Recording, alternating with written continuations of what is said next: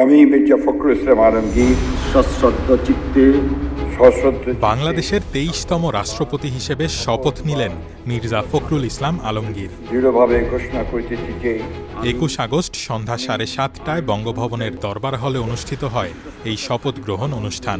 বিশ্বস্ততার সহিত পালন করিব। জাতীয় সঙ্গীতের মধ্য দিয়ে শুরু হয় আনুষ্ঠানিকতা।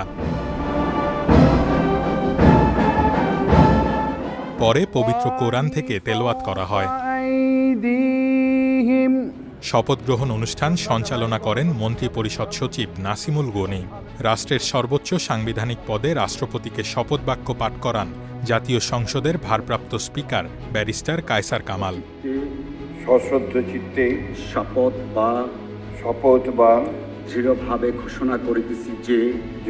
ঘোষণা করিতেছি যে আমি আইন অনুযায়ী বাংলাদেশের রাষ্ট্রপতি পদের কর্তব্য বিশ্বস্ততার সহিত পালন করিব।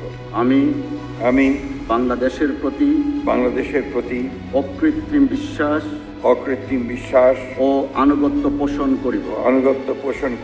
শপথ নেওয়ার পর রাষ্ট্রপতি মির্জা ফখরুল ইসলাম আলমগীর শপথনামায় স্বাক্ষর করেন এবং ভারপ্রাপ্ত স্পিকার তা সত্যায়ন করেন।